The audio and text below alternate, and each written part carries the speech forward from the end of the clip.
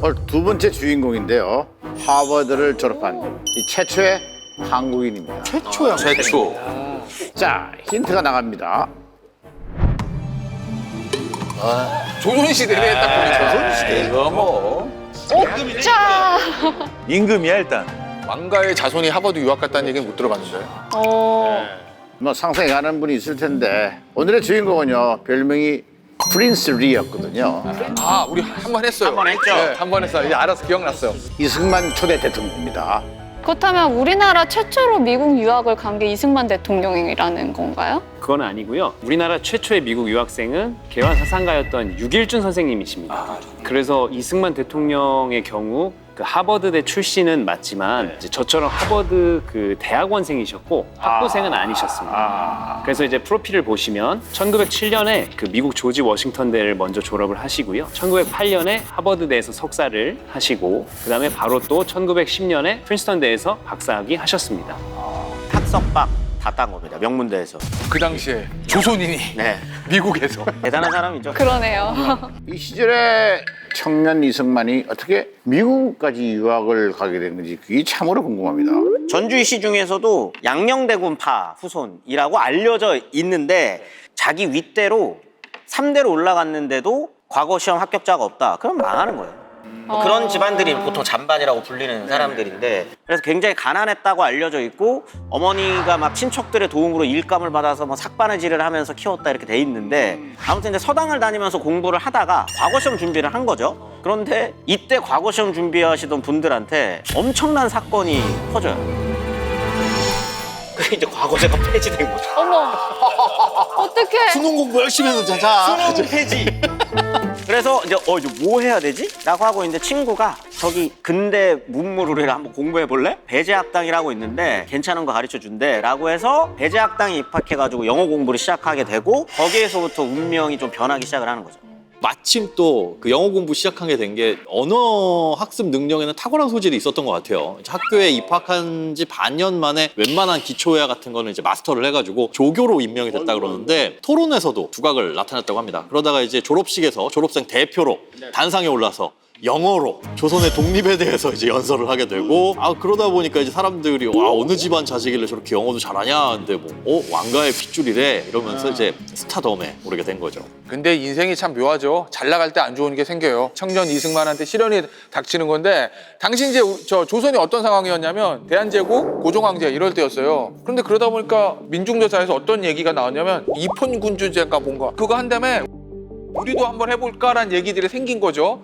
그걸 하자는 집회가 열립니다. 근데 생각해보면 나름의 황제국에서 입헌군주제 하자는 집회가 열리면 그건 반역이잖아요. 당시 기준으로 보면. 그렇죠. 이승만도 그 집회에 참석을 해요. 그러다 잡힙니다. 그럼 어떻게 되겠어요? 반역죄. 그럼 차명이에요. 근데 이제 종신형, 무기징역을 선고받는 거죠. 그래서 이제 5년 7개월 정도 있었다는 거예요. 꽤 오래 있었네. 예, 그리고 이제 1904년에 석방이 된 거죠. 아니 그러면 20대의 거의 반 이상을 감옥에서 보내게 된 건데 어떻게 그런 분이 미국에 유학까지 가게 되신 거죠? 특별 사면으로 풀려난 이승만에게 엄청난 임무가 기다리고 있었습니다. 당시 일본이 호시탐탐 대한제국을 노리고 있지 않았습니까? 미국 대통령에게 대한제국의 독립을 지원해달라는 내용의 밀서를 전달하는 임무를 맡게 됐습니다. 이승만 대통령을 미국으로 그때 당시 보내야 했던 거는 영어를 잘하는 그런 이승만이 필요했던 거군요, 그죠? 네, 맞습니다. 감옥에서 풀려난 이승만은요, 일본을 거쳐 2달 뒤 미국 워싱턴 DC에 도착하게 됩니다. 그리고 이제 우여곡절 끝에요. 시어도 루즈벨트 대통령을 만나는데 성공하게 되지만 결과는 썩 만족스럽진 못했습니다. 미국에 이제 적극적인 지지를 얻지 못한 채요. 만남이 흐지부지 끝나게 된 겁니다. 근데 그럴 수밖에 없어요. 이때가 1905년이거든요. 이때가. 그러면 이게 러일 전쟁 거의 막바지 시점이에요. 그러면 이제 아시는 것처럼 미국 입장에서는 러시아가 남하하는 거를 막아야 된다라는 생각을 강하게 갖고 있었던 때였고 요게 이제 그 유명 교과서에도 나오는 가스라테프트 밀약. 미국은 필리핀을, 조선은 일본이 점유하는 걸 서로 인정해준다고 하는 밀약인 건데 요게 맺어지고 난 이후의 일이에요. 그러다 보니까 뭐 이승만이 가가지고 무슨 이야기를 해봐야 뭐 미국 대통령 입장에서도 들어줄 이유가 없는 거고 뭐 할 수 있는 것도 없는 상황이었었던 거죠. 반론도 있어요. 실제로 만나지 않았다는 말도 있고 만났다면 무슨 말을 했을까? 이거는 아직 알 수는 없습니다. 안 남아 있어요. 그럼. 네, 남아있지 않고 당대 신문 기사도 내용이 조금 다르고 그렇기 때문에 밀사였냐 진짜 그거는 정확한 사실관계는 알 수 없어요. 아니라는 말들도 있습니다.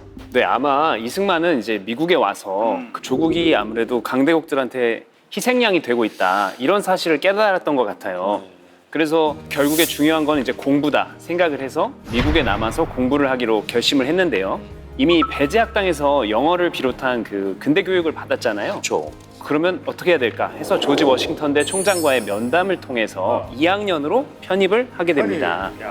편입생. 야. 자, 이거 미국 대학이면 이 학비가 지금이나 그때나 만만치 않았단 말이에요. 그죠? 이거 학비를 어떻게 누가 대주냐 이거지. 역시 부모님 심정. 예? 예.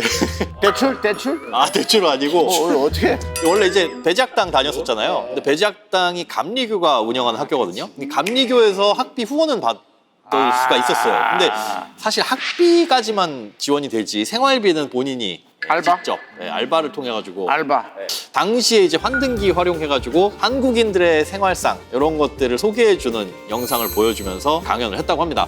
근데 한국에서 근대 교육을 받았다고는 하지만 미국 대학 수업을 따라가기가 그러니까 전부 영어로 할 거 아니에요. 그래서 중간에 편입하면 야 그게 돼요? 뭐 교과 과정도 그렇고 일단 영어에서부터 진입 장벽이 있었을 것 같은데 성적은 어땠나요? 네, 말씀해 주신 대로 그 처음에는 좀 어려움을 겪었지만 결국 조지 워싱턴 대에서는 철학을 전공했는데요.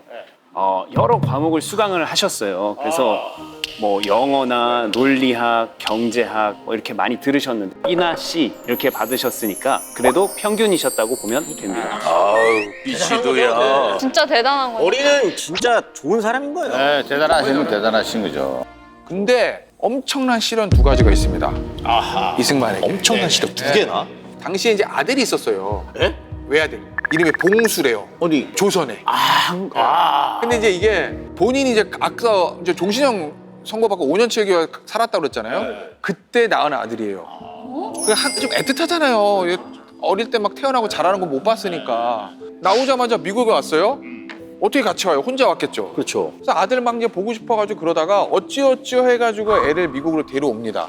근데 봐요. 내가 이제 아르바이트 하면서 생활비 벌어야 돼. 당장 아이를 키울 수가 없잖아요. 그래서 아이를 내가 지금 못 키우니까 일단 본인이 아는 지인의 집에 애를 맡겨놨는데 거기서 아이가 전염병에 걸려서 죽었다는 거예요. 그럼 아빠는 그게 가슴에 묻히죠. 나 때문에 애가 이랬구나라는 그 시련. 그게 하나 있었죠. 불행은 그뿐만이 아니었습니다. 1905년 11월 17일 대한제국이 일본과 굴욕적인 을사조약을 체결하면서요. 이제는 망국의 길을 걷게 시작합니다. 이승만은요, 그 시절 나라 잃은 슬픔과 아들의 죽음이라는 고통을 딛고요. 바로 조지 워싱턴 대에서 학위를 받게 됩니다. 그리고 1907년 하버드 대학원에 이제 입학을 하게 되는데요. 한국인 최초로 하버드 대생이 되게 되는 겁니다. 그러니까 우리 이분은 선배시네요.